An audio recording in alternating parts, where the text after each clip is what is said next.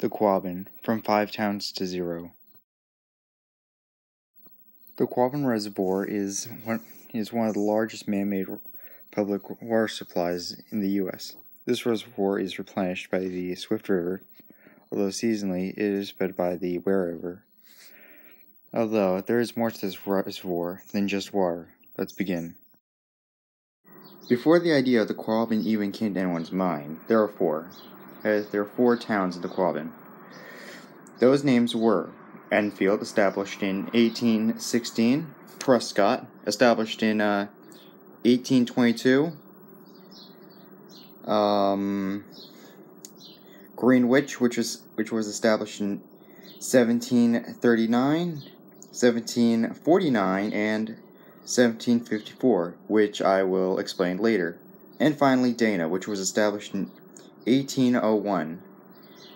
First off, we're starting with Greenwich. Now, this is ironic. The original name of Greenwich was Quabbin, which was established in 1739.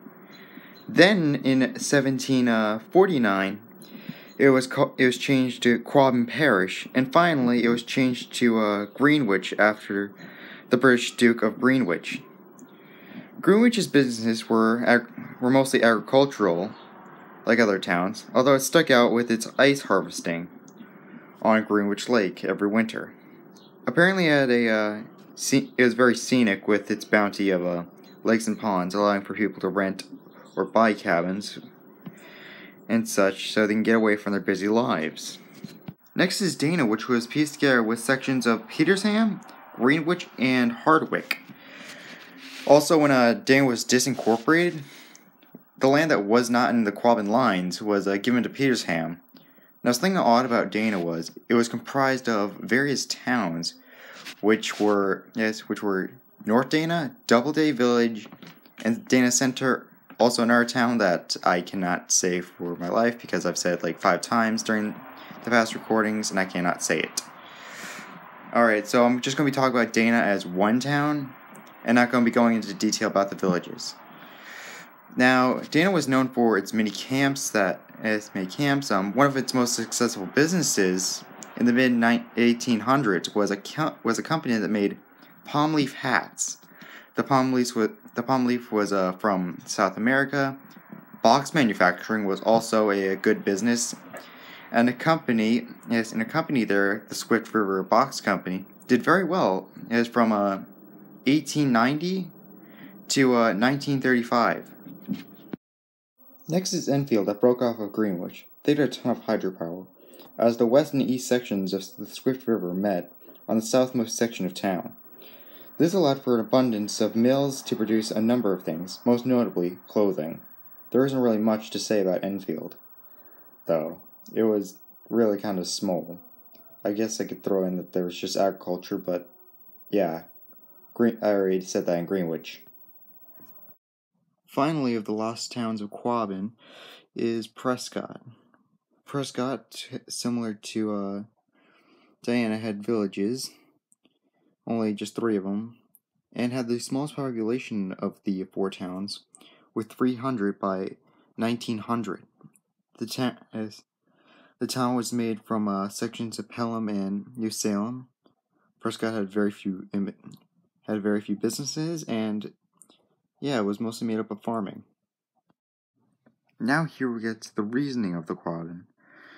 Boston, Massachusetts was in the need for water, and more of it as years came. This problem began to arise in the late 1800s, with the land of dreams really sounding like the land of dreams, with progressivism taking hold of America.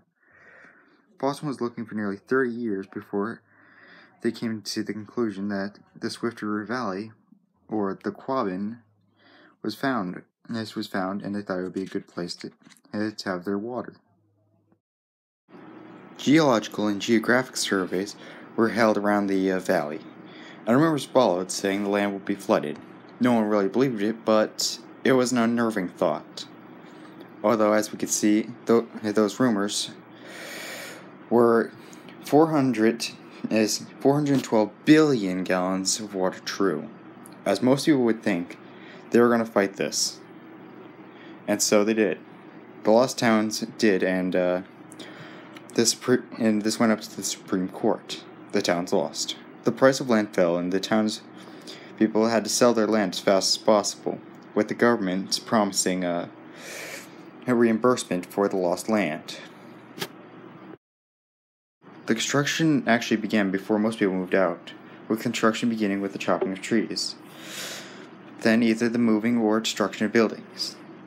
The moved buildings were moved from there to sites nearby nearby towns outside the Quabbin lines. The destroyed buildings, on the other hand, were destroyed by most means you could think of destroying a building: burning, demolition, taking apart, and other ways. Although there is one way that I cannot confirm by my resources that could be taken into fact. Although this may not be true, but it's highly likely. Artillery. Military artillery. This may sound odd or even some harebrained conspiracy theory, but hear me out. In Gate 52, there is a concrete steel structure that held an artillery piece used for practice before World War II.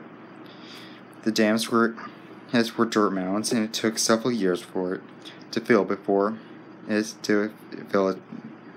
its full potential.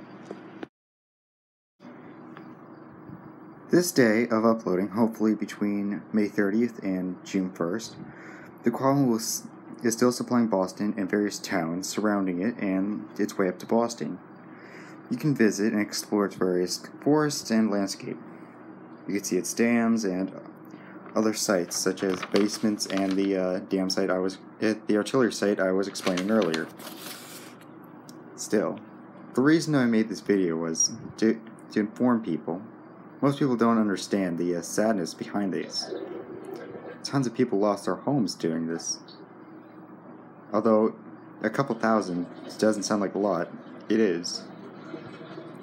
So I'd like people to understand the greatness that comes with other greatnesses. Alright. Well, it's about 10 o'clock. I'm going to go to bed now. I'll be at the end of this video, I'll be posting a cat video or a picture, and please subscribe.